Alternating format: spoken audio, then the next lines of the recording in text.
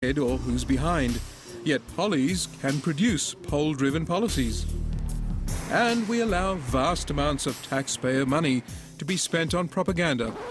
Sorry, information. Since 2000, the federal government has become the biggest advertiser in Australia.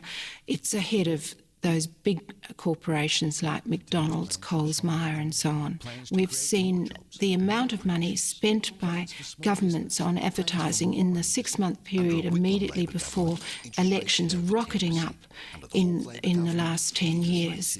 So whereas Paul Keating might have spent $9 million just before a federal election in 1996, in 1998, $29 million was spent by the federal government on advertising in the 6 months leading up to an election.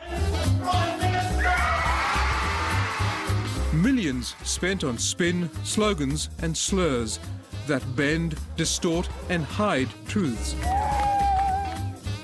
Manipulated media campaigns that undercut alternatives. That's what it's all about, staying in power at any cost. He's unbelievable. What about the workers? The workers are better off under me, mate. He's only got one policy: spend, spend, spend. This is pie-in-the-sky stuff. Insurance premiums will come down by at least 12%. It's an absolute fact. Children were thrown into the water. Wearily, we now accept backflips and lies from all sides, non-core promises, economic circumstances beyond our control, even war based on intelligence at the time. We had intelligence. The intelligence presented a strong circumstantial case. No one apologises for stuff-ups. This is a recession that Australia had to have. Ministers never resign on principle anymore, while the small guy cops the blame.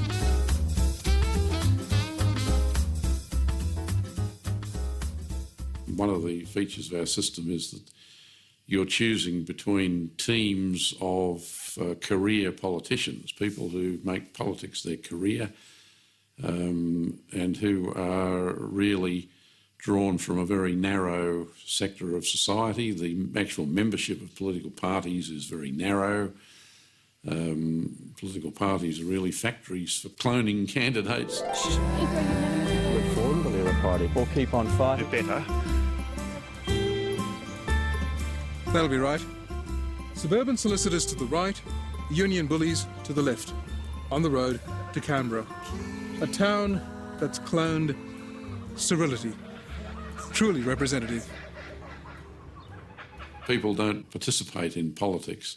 Now, that you can say that that's the fault of the electors themselves. They should be joining parties and they should be participating.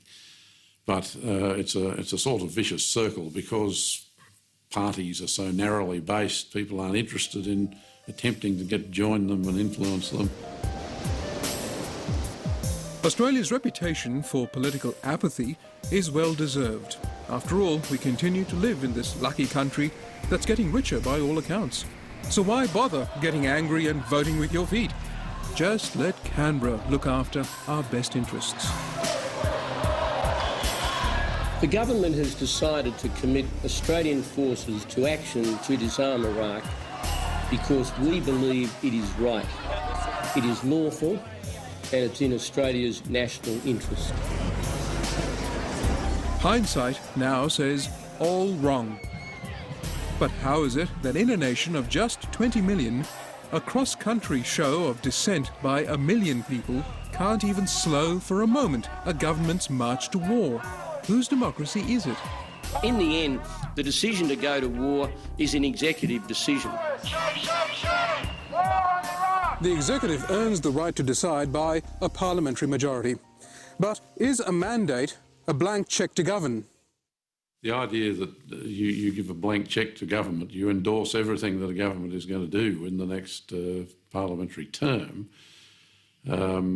greatly limits the choice of the electors. They have to choose between bundles of ideologies and policies which are sold to them, and then they're stuck with them. And the claim that now that you've elected me, I'm entitled to do whatever I like, is just anti-democratic. If we had not fought for parity of service, parity of price... If our governments choose to interpret and take their mandate to the extreme, then their advisors are increasingly vital to the process of government. But is our public service, whose role is to administer the government's legislation and advise without fear or favour, still able to do so as required by a healthy democracy? My name is Michael John Scrafton and I appear as an independent citizen. They're there to salute and do as they're told, basically, not to raise difficult problems and certainly not to raise questions about whether the direction in which government's going is really in the public interest. So the public service has been significantly weakened, and a lot of government effort goes into concealing what goes on in the public service anyway. Isn't it possible that if you can't recall how many telephone conversations that you had, that you may not be able to recall very clearly a lot of other events that happened? I suppose the answer to that, Senator, is that I don't know if you've ever been in the position of having to explain to a Prime Minister that the position he's been taking for a month is wrong. And it's not just individuals who are blackballed.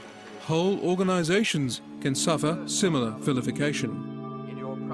A famous Brazilian bishop once said, when I feed the poor, they call me a saint. When I ask why the poor have no food, they call me a communist. And more charities and non-government organisations in Australia are quite legitimately asking why the poor have no food, why the environment is being despoiled by rapacious business, and why the human rights of asylum seekers are being so severely eroded. And those organisations are being persecuted by the government. You know, I heard one senior executive, the chief executive of a major charitable organisation in Australia, who came out and opposed the government on a particular issue. The government minders went around the press gallery in Parliament House and spread malicious rumours about this man's sexual peccadilloes. Completely unfounded, completely untrue, but it's a systematic attempt to denigrate their critics, either in public or by rumour mongering amongst influential people. The government is increasingly intolerant of criticism. It wants to silence dissenting voices. It's put huge pressure on our public institutions to toe the party line. The public service has been politicised from one end to the other. The military have been drawn into the political games of the government. The High Court has been attacked by senior government ministers, and the Attorney-General has refused to defend the High Court. So if you're now filled with enough doubt to question a policy, be careful, because you may be branded an elite, or part of the intelligentsia, or chattering classes, a champagne socialist, and so on. A convenient dismissal of dissent. It's a very interesting concept because Rupert Murdoch is not a member of the elite. He is presumably a member of the ordinary people, whereas a senior lecturer in library studies at the University of Wollongong is definitely a member of the elite because she holds certain opinions about refugees or Aborigines. So it's an interesting concept, the elite, and it's one that's used to put people down. So here's the rub. Ordinary mums and dads who take to the streets in protest over Iraq are in effect voicing an elitist argument. The difference is it's not called elitism when the multi-million-dollar business world questions government policy. That's because the money comes from the big end of town.